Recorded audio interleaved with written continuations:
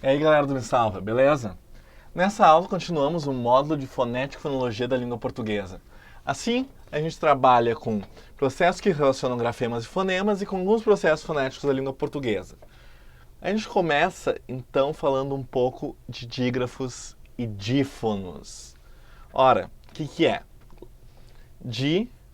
Lembrando, dois, grafos, lembrando escrita. Então, se eu falo de dígrafo, eu falo de dois grafos ou duas letras para um som. Olha só esses exemplos aqui. Vassoura. Se liga nesse SS. A gente não fala vassoura ou vassoura. Enfim, a gente produz um som só para essa sequência, que é o som de S. A gente fala vassoura. Então eu tenho aqui um exemplo de dígrafo. Olha só aqui também. Varrer, mesma coisa. Eu tenho esses dois R's, já que a gente não fala varrer ou qualquer coisa do tipo, esses dois R's têm só um som. Varrer, tá? Então, eu tenho esses dígrafos aqui. Lembrando, dois grafos, dois grafemas para apenas um som. Isso aqui é o que a gente vai chamar de dígrafos orais. Por que orais? Porque saem pela boca. Ora, o S e o R que a gente produz vão sair pela nossa boca. Existe também aquilo que a gente chama de dígrafo nasal. Olha só aqui um exemplo de dança. Tá? Por exemplo, esse AN aqui tem um som só, gente, que é esse A. Então, dan ou dança. A gente fala dança. Então, porque isso é nasal, né? Isso que vai ser um dígrafo nasal, justamente porque vai sair pelo nosso nariz. O som sai pelo nosso nariz. Esse an sai pelo nosso nariz. É um A nasalizado. Dífonos. Voltando lá. Sabendo que a gente sabe que são dígrafos, a gente vai para os dífonos. Dífonos é exatamente ao contrário. A gente tem dois sons, dois fonos, né? Lembrando na fonema, para uma letra. Então, olha só esse exemplo aqui. Vou pegar o exemplo de táxi, gente. A letra X em língua portuguesa é uma letra bastante flexível em termos de som. E geralmente nosso exemplo de dífono vai ocorrer com a letra X. Porque aqui nós temos um grafema representando dois fonemas. Eu tenho K e S. Então eu não falo taxi, eu falo táxi. Eu tenho esses dois sons aqui. Então, relembrando. Dígrafos. Aqui. Duas letras, um som. Dífonos. Dois sons, uma letra. Tá? Bom, sabendo isso, a gente pode pensar em mais alguns processos fonológicos da língua. Só que para fazer isso a gente tem que retomar alguns exemplos daquilo que é sílaba. Tá, gente? A gente tem que saber direitinho o que vem a ser uma sílaba. Bom, nossa definição básica de sílaba é menor esforço de articulação conjunta. Ou seja, o que é isso? Quando eu falo dois ou mais sons e eles são articulados de uma maneira conjunta. Vamos pegar aqui o exemplo de amar. Eu não falo amrar ou arrar, qualquer coisa do tipo. Eu falo amar. Eu tenho dois grandes esforços, tanto que eu consigo notar alguns picos aqui. Amar. Tem alguns picos. Isso soa mais forte no meu esforço, nesses dois esforços que se separam muito bem. Amar. Por isso, isso aqui eu vou chamar de núcleo de sílaba, tá? Essa parte maior do meu esforço. Em língua portuguesa, as vogais são núcleo de sílaba. Núcleo de sílaba, tá? Lembrando isso. Então, uma maneira interessante de saber quando eu tenho sílabas é ver quando eu tenho vogais. Lembrando que a gente não pode confundir isso com semivogais. Depois a gente retoma isso. Olha o exemplo aqui. Babar. Babar. De novo aqui o meu núcleo. E olha que eu posso ter sílabas de diferentes maneiras. Eu posso ter uma sílaba só com uma vogal. Vamos ver aqui, só o A. Ou eu posso ter uma sílaba que começa com uma consoante também. Ba. Já que eu faço um esforço mínimo, mas ainda o meu esforço não ultrapassa nenhum problema, não faz nenhum problema fonológico. E ainda mar ou bar. Eu começo com uma consoante, vou para uma sílaba e vou para uma consoante de novo. Assim funciona mais ou menos a sílaba da língua portuguesa. Então eu posso ter uma sílaba constituída de vogal, uma sílaba constituída de consoante e vogal, uma sílaba constituída de duas consoantes e vogal. Parece estranho, né? Então vamos dar um exemplo. Lhama. Lá o animalzinho, tá? L, nhê.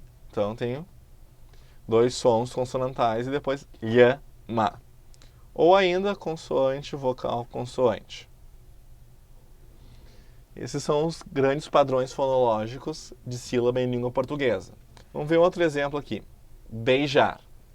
Lembra que eu falei que quando eu tenho uma sílaba, eu tenho necessariamente uma vogal. Tá? Aqui é minha vogal. Mas eu posso ter uma semivogal aqui, que é aquela vogalzinha mais fraca, né? Então, olha só. O meu núcleo está aqui. Beijar. Mas eu ainda não separo elas. Eu não falo beijar, eu falo beijar. Dois esforços novamente, duas sílabas diferentes. Então, quanto à sílaba, isso é o básico que a gente tem que saber para poder entender outros processos fonológicos da língua. Por exemplo, olha só aqui, ditongos e tritongos. Isso aqui é um processo que vai ocorrer na mesma sílaba, tá? Quando eu tenho na mesma sílaba uma vogal e uma semivogal, ou ainda uma semivogal, uma vogal e uma semivogal de novo, como é o caso de um tritongo. Tritongos são extremamente raros em língua portuguesa, então a gente vai tratar melhor dos ditongos. Bom, primeiro, olha só aqui, feijão. Lembrando, ditongo, dois, né? Então eu tenho duas letras. Feijão. Eu tenho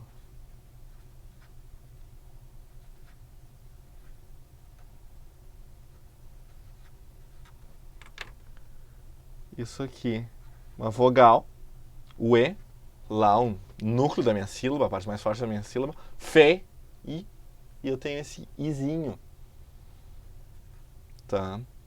Que vai diminuir a minha sílaba. Feijão. Isso aqui é um ditongo. Notem que ele é um ditongo que decresce, porque eu começo a feijão. Feijão.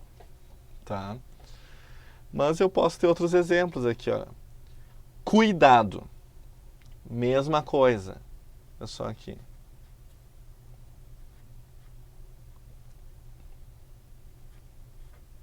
Cuidado.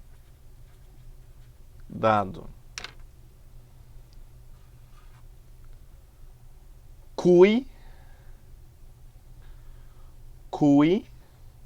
Também de tom decrescente. Tá? Olha só. Aqui eu tenho aquilo que eu vou chamar de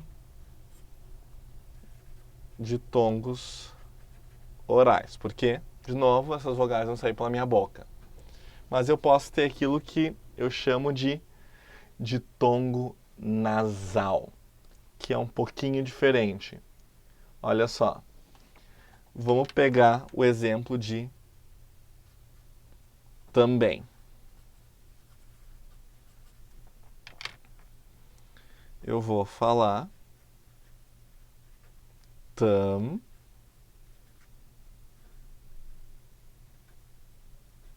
bem. Esse EM aqui, quando eu falo, eu boto um pequeno izinho aqui também, que nem eu tô marcando aqui, ó. Também. Então, eu tenho um ditongo, porque eu vou ter uma vogal e uma semivogal de novo, por mais que na minha escrita isso não apareça. Lembrando de novo que quando eu falo de fonética e fonologia, eu estou falando de som, representação sonora e não representação escrita, tá? Então isso aqui vem a ser aquilo que a gente chama de um ditongo nasal. Tá, e os tritongos? Bom, tritongo clássico pra gente. Vou pegar aqui Paraguai. Uruguai, Paraguai, paraguaio também. Uai. Eu tenho esses três sons aqui. O som mais forte é o A, Guá. Então esse U e esse I vão ser semivogais. Tá? Que nem o padrão que eu coloquei aqui do tritongo. Semivogal, vogal, semivogal. E o padrão do ditongo vai ser ou vogal, semivogal, ou semivogal, vogal. Se tiver vogal e semivogal, ditongo decrescente, que nem a gente viu aqui, ou se tiver semivogal e vogal, ditongo ascendente, ditongo crescente, tá? Só pra gente lembrar esses movimentos. Bom, além desse processo, a gente tem um processo que chama hiato, que, ao contrário desses, é um processo que ocorre em sílabas distintas. E isso vai ser marcado na escrita também. Olha só aqui os nossos dois exemplos. Saúde e partíamos. Em saúde, deixa eu colocar aqui, saúde. Notem que a gente não fala saúde, senão tem outra palavra. Saudar, né? Mas saúde. Eu tenho duas sílabas, eu não estou falando de sílaba aqui, e eu tenho duas vogais plenas em cada sílaba. Isso aqui é uma vogal, isso aqui é uma vogal. Sempre que eu tiver essas vogais, visto que em português eu não posso ter mais de duas vogais plenas em mesma sílaba, eu só posso ter uma vogal e uma semivogal numa sílaba só. Se eu tiver duas vogais, elas vão ser separadas. Então, isso vai formar aquilo que eu chamo de hiato, tá? Porque eu estou separando, estou colocando um hiato entre essas vogais. Na língua escrita, a gente vai marcar isso com um acento, tá? Mesma coisa que em partíamos. Partíamos.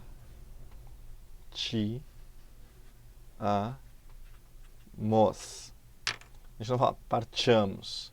A gente fala partíamos, as duas são fortes, né? Então a gente vai separar as sílabas. As sílabas vão ser diferentes. Então a gente vai ter um hiato e vai marcar essa separação, tá? Então, é isso que a gente viu nessa aula. Bons estudos para vocês e até a próxima.